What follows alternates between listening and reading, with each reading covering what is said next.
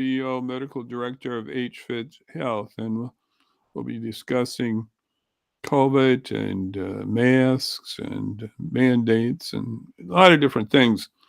As we're waiting for Dr. Harris to join us, I just want to tell you it's 38.5 degrees outside of the studio here, 38.5. And I'm just going to give you a few updates here. I want to give you a few updates. One, I'm going to bring up here. This is a mask that you can get at your local pharmacies. Now, I had a listing of pharmacies. It's on my website. Yeah, I think it's on my website. Yeah. And one site we know is Jewel Osco on the west side of Aurora. And so Dr. Harris is going to be joining us in a few moments here. And that's on the west side of Aurora at 1952. So you can get a mask. Maybe you can get up to 3. And that's a real nice thing to get a mask. So you get a mask on the west side there. And we're going to take down this thermometer here right now. And I'll take that down. Another thing I'm going to show you here. I have my testing kit here. My testing kit, folks. I got my 2 testing kits mailed to me yesterday. It was in a larger bag like this from the post office. So I got my test. Took about 3 weeks. Do that online at covidtests.gov. And here we'll show you that right now. COVID test. What do they do with my COVID test? There we are. We got COVID tests. covidtest.gov. And you can get your free tests. 4 free tests. There's 2 in the box here, so that's 4. So we're going to have Dr. Harris with us here momentarily. And we just love to have him with us. He's visited with us several times. And he's down in the queue here. We'll see if we can get him up here. Yeah, Dr. Harris, you're with us here. We'll put you up, and we're just started here a few moments ago.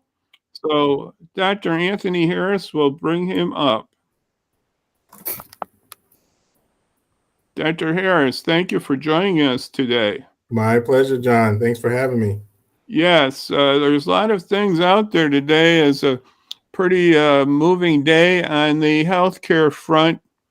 Mostly, I would say we're looking right today as several states and others are removing, quote, mandates, maybe in schools and just general health mandates.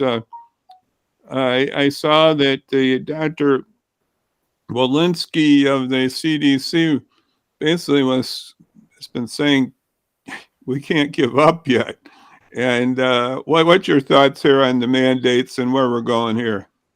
If we're not careful, we will be in store for potentially another surge. And the reason why is we know that with Omicron being as infectious as it was and is, it's estimated to infect half the U.S. population. And what we're seeing in our practice is people who have had COVID and recovered with a positive test a month ago, recovering and having another positive episode, symptomatic episode of COVID.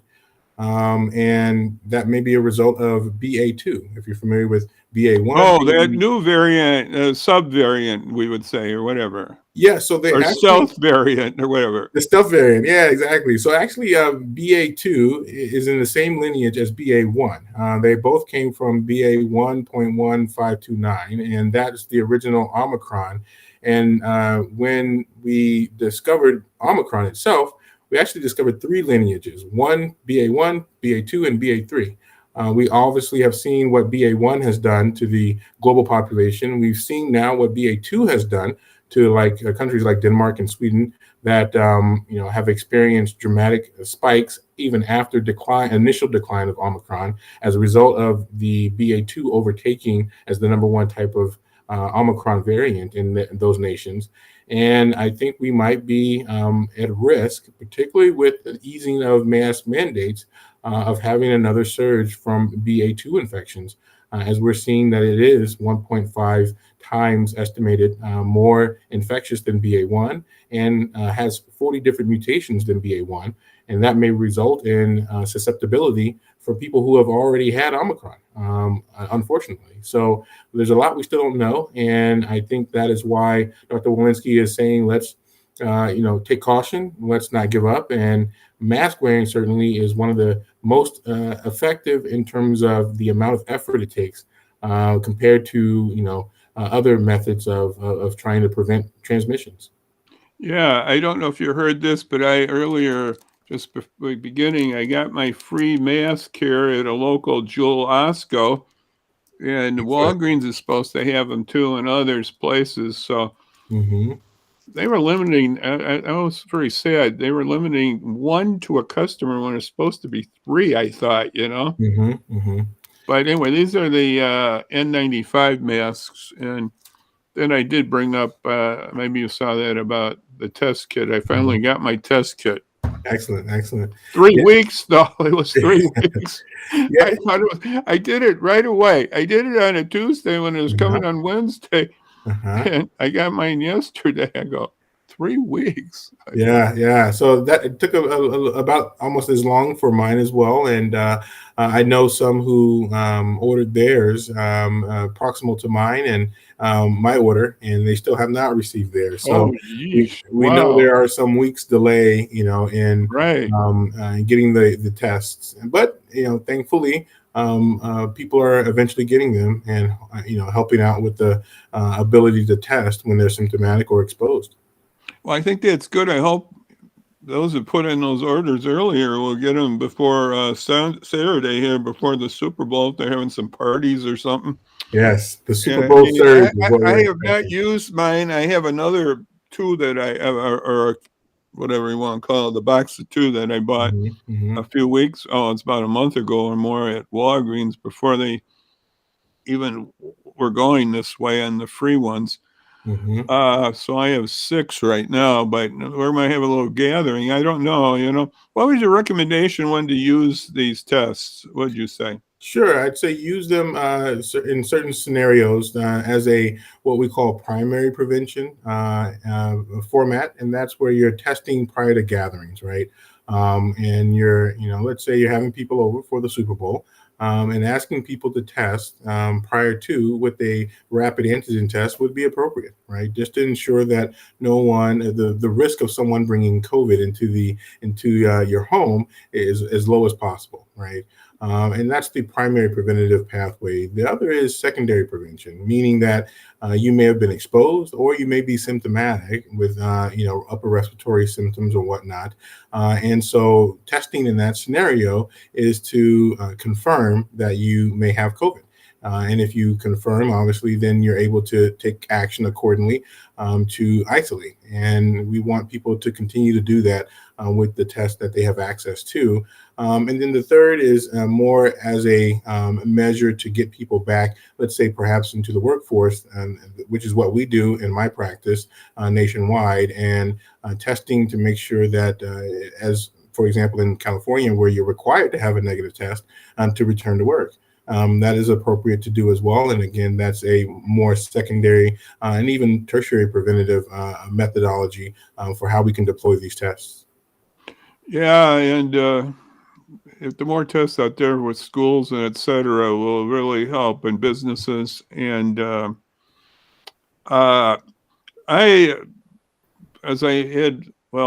maybe I got some fear, I don't know, but I know some others that have had some coming by and other things. So I bought an air filtration system from Home Depot. I think it's a HEPA. I think it's a pretty good one. Cleans out about a room or more. And I did recommend that to a nonprofit that I work with that has people sleeping there, and it seems like they did that. They put the whole they did a different one. They did ionization one, I think, Mhm, mhm.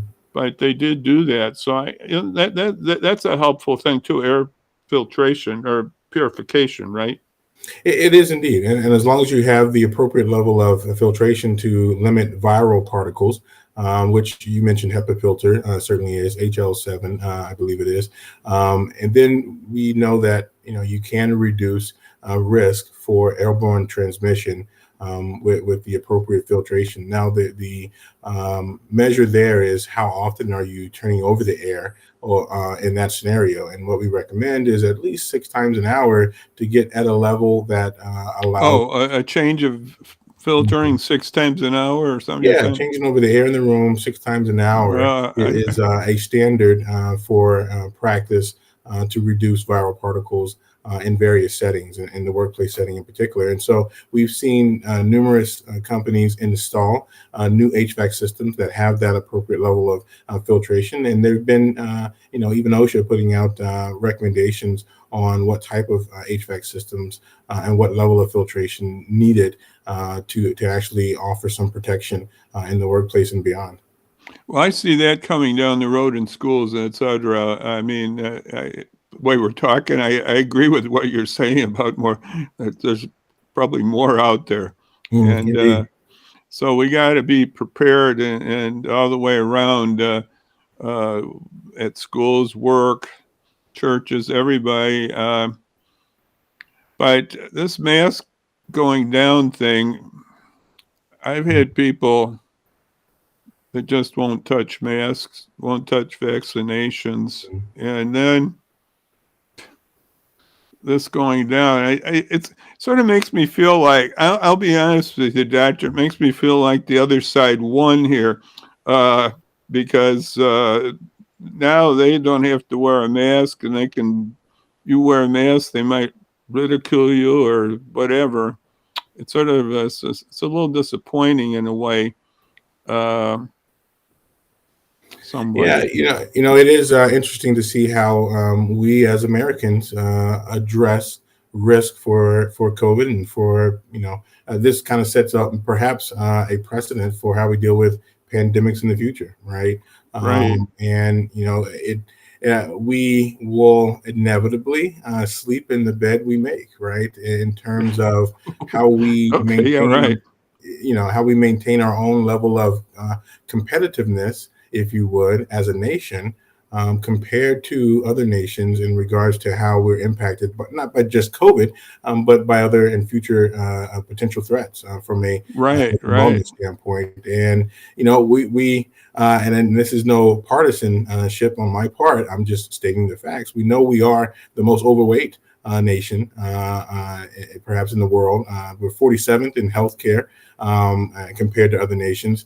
So when you look at health and wellness overall, we don't do that great against other No, and nations. I And forgot we're on the vaccination side. We're on the industrial side. We're not too good yet, and right, right. I mean, we haven't crossed the threshold that many of our neighbors across the pond have, which is a 70% vaccinated or greater, right? And so we are what we are. We'll have to figure out a way to remain competitive from a not just a social standpoint, but from a socioeconomic standpoint. And we'll have challenges because of the stance of Americans. And again, there's no judgment one way or the other. It is what it is. But we know that there will be repercussions potentially for both sides, right? I mean, obviously, we saw the economic hardships that having strong social distancing created, and there are some in both in the clinical community as well as the economic community, business community, that say these measures, drastic measures, have been more harmful to the overall health and wellness and well-being of individuals than if we had done less, or perhaps even done nothing, right? yeah, And so there are arguments to be made on both sides. Certainly, the ideals we hold as Americans oftentimes leans towards the preservation of health and wellness and life, and that's an inalienable right, if you would, in terms of right. that protectionism. So we'll see how this shifts. Well, That arguing it. I hear you. I agree with you. It sounds like it seems like it's coming back to the early pandemic that people were saying it was myself over others, and now it's coming back again. I mean, it's been out there, but it seems like it's coming back again. Mhm. And 900 and what's it, 20,000, 30,000 dead so far, 900, over 900. So it's getting near a million. Mhm. It's not great, and it's still not too great in our area. I'm just going to bring this up 1 second, Doctor. Sure, sure. I have us. Okay, I got a double picture here, brother. But here, I'm going to take down that little thing at the bottom that's flowing by here. But we can see the state of Illinois had 4,700 cases reported today. That's from yesterday, actually. And we had over 100 deaths. And where I'm out in King County, we had an increase of 191 cases and 4 deaths. It's lower, that's for sure, than it was a little while ago. It's been going down, but it's still not great. But Yeah, like you said, we're approaching, we're 906,603 deaths in the U.S. what'd you say, 960? 906,000 reported Oh, deaths. I know it's over 900. That's all I know. Yeah, Mhm.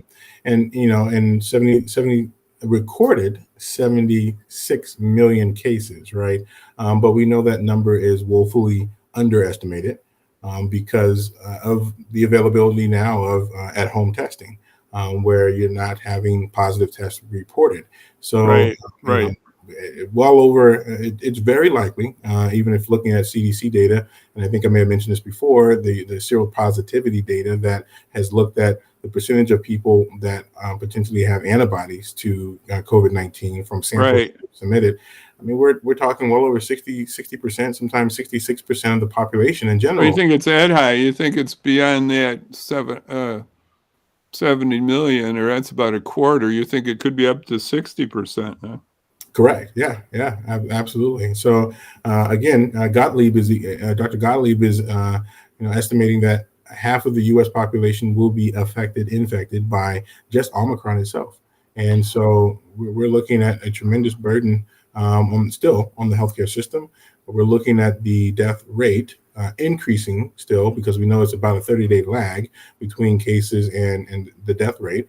And we will, continue to see this play out as BA2 may become the most prevalent strain of Omicron. And Yeah. Well, Doctor, I haven't heard much talk about BA2 though. I'll be honest with you. I've read about it last week or two, but it's just sort of on the background here. that's because in the U.S. we're not testing for BA2 specifically. Oh, will the antigen test catch it or not? So we think the antigen tests that so far will pick up BA2, but we're not specifically identifying genetically BA2 when we're talking PCR tests because it looks like BA2 may not have the classic what's called gene dropout signal, where 2 out of 3 targets in the S protein that we look for with PCR show up and the third does not. That was the case with BA1.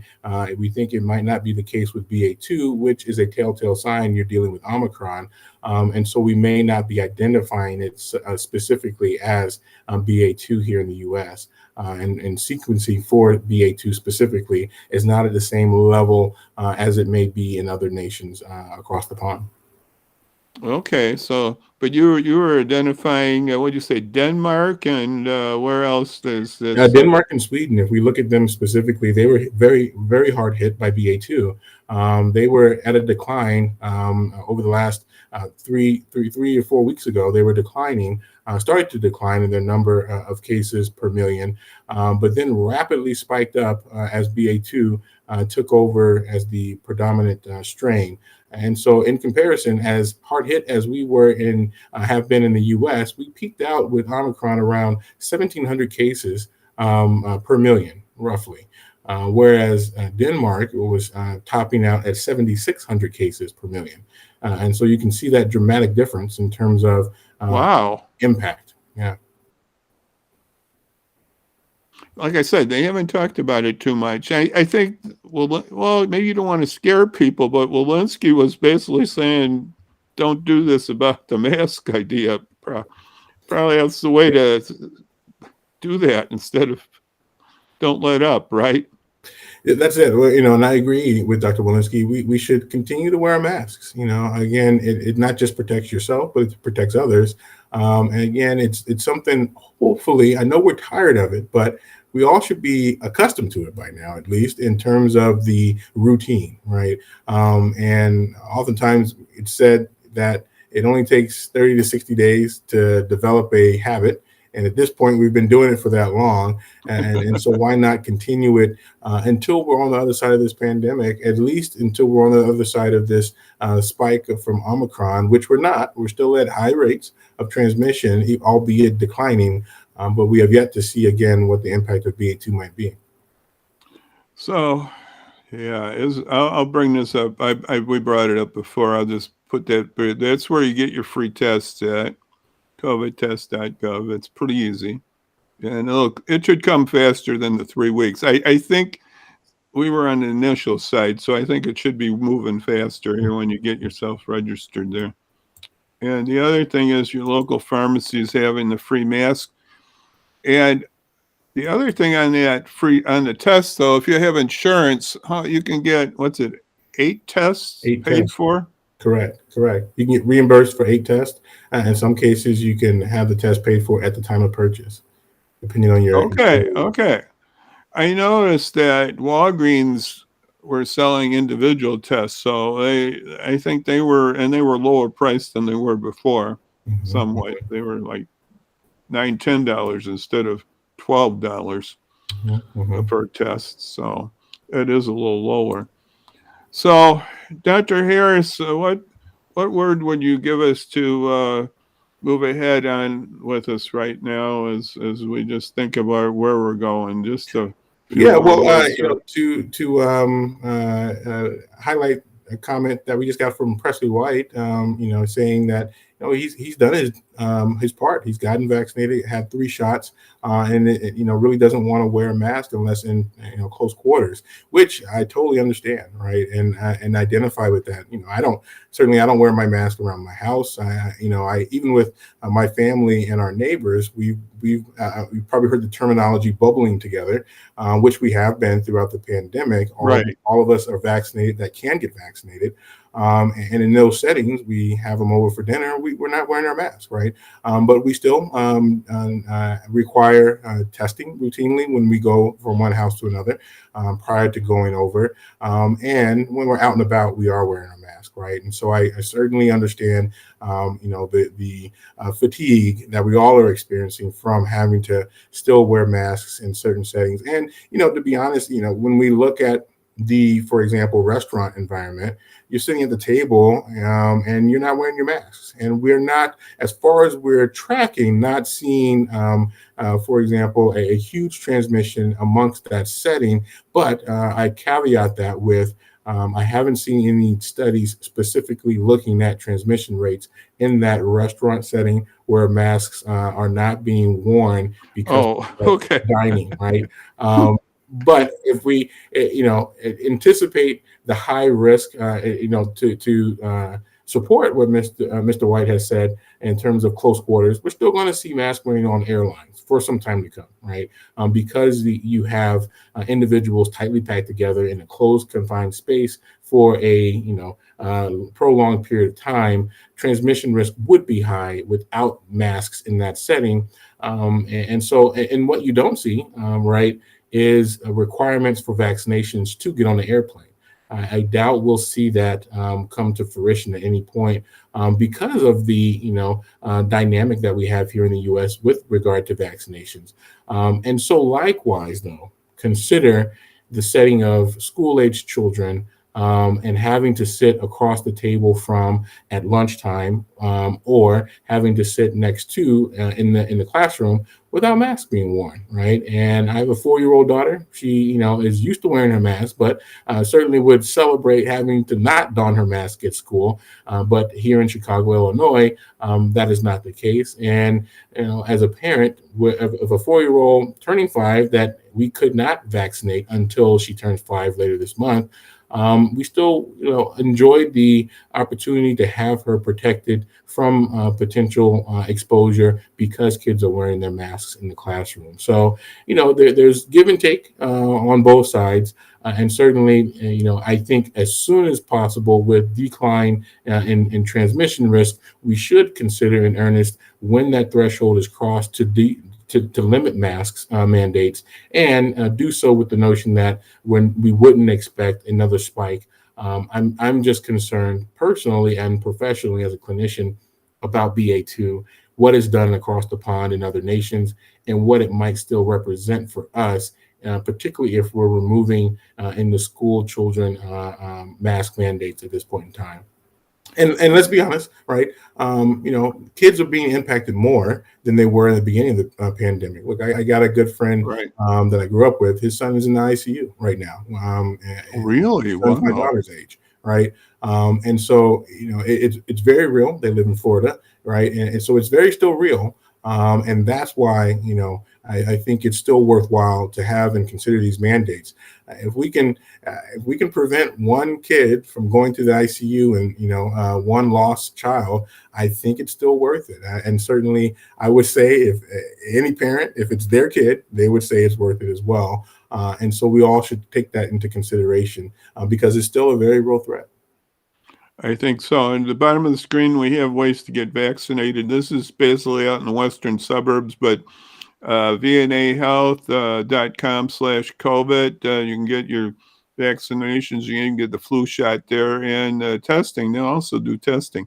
Now the other one is the King County Vax. That's just vaccinations, but they do it on 2 days a week, Saturday and Wednesday and Saturday in Batavia at the old Sam's Club. So those are some of the ways to get vaccinated also. So we got to keep that up, and it is improving a little in Kane County, but we got to get it up. I know.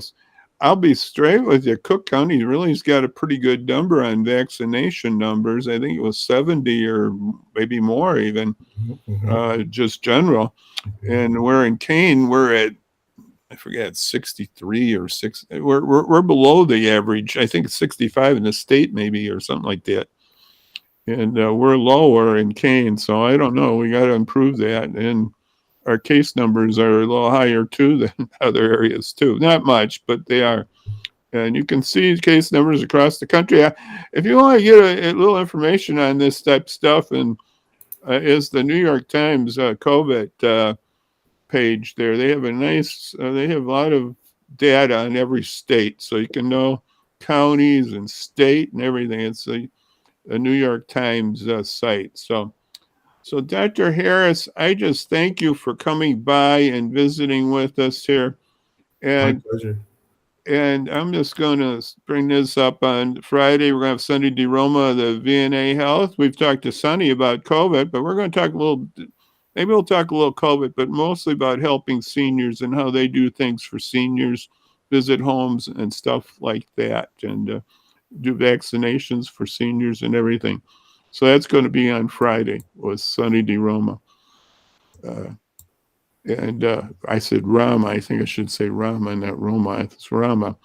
So again, thanks, Dr. Harris, for coming by and visiting. I wish you well, and you got a lot of important work to do.